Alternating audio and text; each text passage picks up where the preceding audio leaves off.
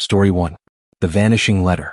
A form of retaliation isn't demolishing what other people have created but rather creating something better out of the ashes they left behind. My wife disappeared after a girl's trip, and now she's trying to manipulate her way back into my life, acting like nothing ever happened. It's common to hear statements like, "I never saw it coming."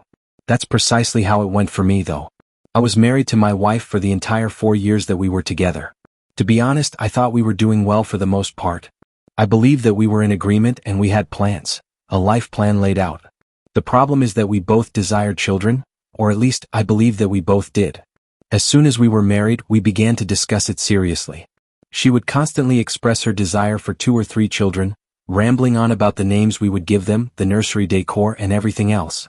She would even spend time on the internet planning our future children's lives while perusing baby gear and clothing. It kept us connected and was sort of our thing to talk about. We were eager to begin this new chapter in our lives together, and everything appeared to be going according to plan. But after that, we received some terrible news which really devastated me. We visited a doctor to find out what was wrong after a few months of trying to conceive. To cut a long tale short, it was me. The doctor essentially informed us that our chances of naturally becoming parents were very limited because my count was much too low. It felt like a stomach punch. I felt worthless. Our entire set of plans vanished in a flash. I was hit hard, terribly hard, by the news. I ended up for a while in a fairly awful position. I was a complete disaster at first, but therapy ultimately helped.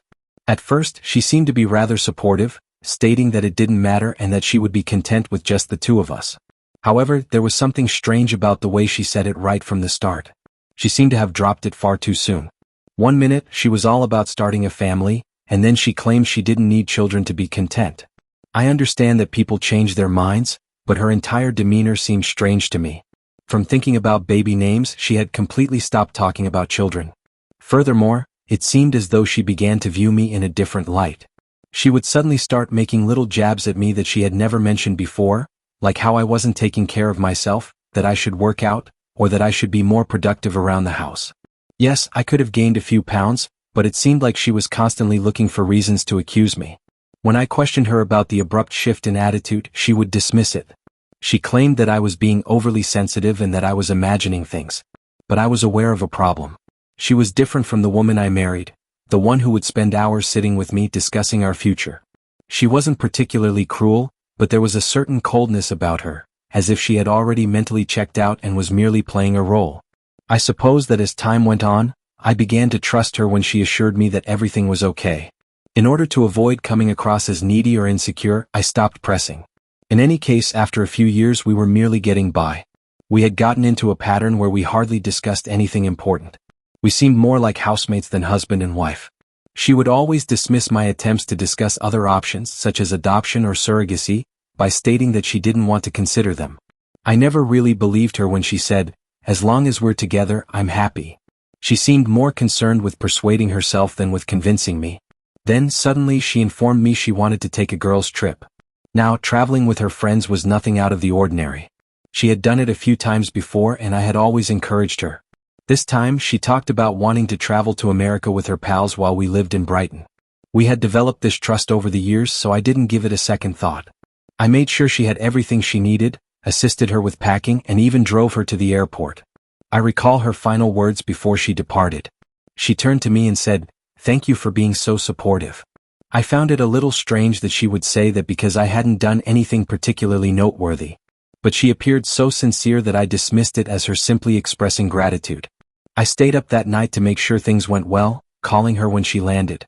I kept myself occupied around the house, watching TV, keeping an eye on the time, and waited for her to text me to let me know she had landed. Her flight was expected to take roughly 9 hours. As soon as I noticed her flight had landed, I called her to check in. The phone rang and rang, but there was no answer. I tried to remain calm. Maybe she was still getting off the plane, going through customs, or just too busy to check her phone. But something didn't sit right with me. I sent her a message, "Hey, just checking in. Hope you had a safe flight." Minutes turned into hours and there was no response. By the next morning, panic had started to creep in. I called her again, straight to voicemail. I checked her social media, but there was nothing. Not a single post, not a single update from her or her friends. It was like she had vanished. I reached out to her closest friend, Lisa, who was supposed to be on the trip with her. The call went through and Lisa picked up on the second ring. "Hey, is everything okay?" she asked, sounding normal as if nothing was wrong. "Yeah. I was just wondering if you guys landed safely. I haven't been able to get a hold of my wife." There was a pause just a little too long. Then Lisa laughed awkwardly. "Oh yeah, everything's fine. We're just getting settled. She's probably just tired." It didn't feel right. Something in Lisa's voice made my stomach churn, but I forced a chuckle. "All right, just tell her to text me when she gets a chance." Hours passed. Then a day. Then two. My messages remained unread. Calls went straight to voicemail.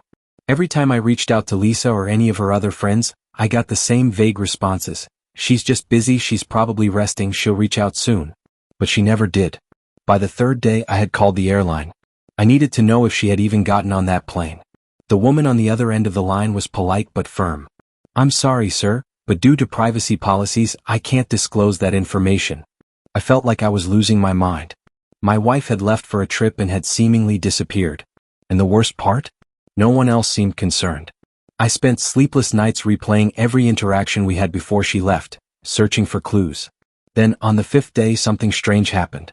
A charge appeared on our joint credit card. A hotel in New York. She was alive. She was somewhere. But she wasn't reaching out to me. I called the hotel immediately, my hands shaking as I held the phone to my ear. "Hi, I'm trying to reach a guest. She may have checked in under her name. Could you transfer me to her room?" The receptionist hesitated. "I'm sorry, sir, but we can't provide guest information over the phone. I'm her husband. I haven't been able to reach her in days. I just need to know if she's okay." "I understand, sir, but we have strict privacy policies. If you have a message for her, I'd be happy to pass it along." Frustration boiled inside me, but I knew I wasn't getting anywhere. I hung up, staring at my phone, my mind racing. Why hadn't she told me she was going to New York? Who was she with? I considered flying there myself, but something inside me stopped me. Maybe it was denial. Maybe it was fear of what I would find. Instead, I waited, hoping, praying, that she would eventually reach out. But she never did. Then, on the seventh day, a package arrived at my door. There was no return address, no name. Just a plain brown envelope. I tore it open with shaky hands, and inside was a single sheet of paper. My breath caught in my throat as I read the words. "I'm sorry." That was it. 2 words. No explanation. No details. Just an apology. Rage, confusion, heartbreak, all of it hit me at once. This wasn't just a misunderstanding. This wasn't a case of a lost phone or a busy schedule. She had left me. And she hadn't even had the courage to tell me in person. The note in my hands felt heavier than it should have. "I'm sorry." 2 words that shattered everything I thought I knew about my life. My wife had disappeared, ghosted me for a week, and now all she had to say was that she was sorry? Sorry for what? For vanishing? For lying? For destroying the life we built together? My heart pounded as I examined the envelope again, desperate for some kind of clue. But there was nothing. No return address, no name, no explanation. Just the cruel simplicity of those words. My mind spun with a million possibilities, each more painful than the last. I wasn't going to let this end here. I went back to the last real trace of her, the hotel in New York. My fingers trembled as I dialed their number again. This time, I wasn't asking for permission. "Hi, I need to confirm a booking under her name. I believe she checked in last week." The receptionist hesitated. "I'm sorry, sir, but we can't provide guest." "Listen," I snapped, the desperation in my voice raw. "She's my wife. She disappeared a week ago, and I just received a vague letter from her. I need to know if she's still there. If she's safe." There was a long silence. Then the receptionist sighed. "She checked out 2 days ago." My breath caught in my throat. "Checked out? Do you know where she went?" "I'm sorry, but I don't have that information." I slammed my phone down, frustration and fear warring inside me. She was gone. Again. But why send the note? Was it guilt? The final goodbye? Or was there something more? I spent the next hours digging.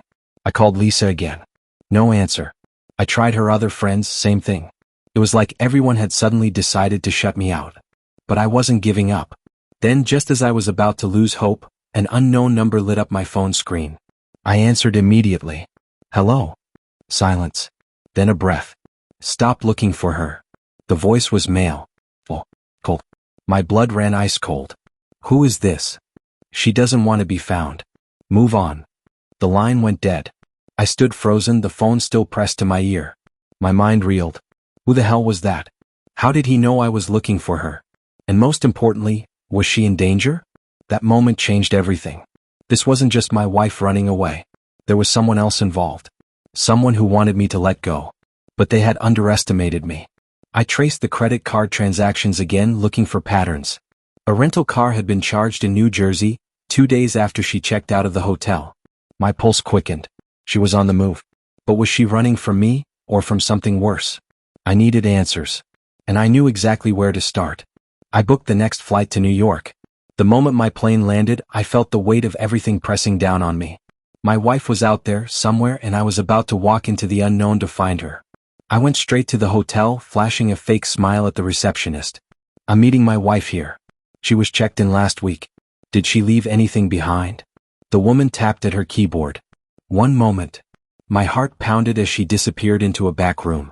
When she returned, she handed me a small manila envelope. This was left at the front desk. No name, just a room number. I stepped outside and tore it open. Inside was a single key. And a note. Room 405. Come alone. Chills ran down my spine. This wasn't over. Not even close. I took the stairs instead of the elevator, each step echoing like a drumbeat in my chest. When I reached the 4th floor, my breath was shallow, my hands clammy. I hesitated at the door before finally inserting the key. The room was dark. Empty. But on the bed was a phone, its screen glowing with a single message. "You don't know the whole story. But you will soon."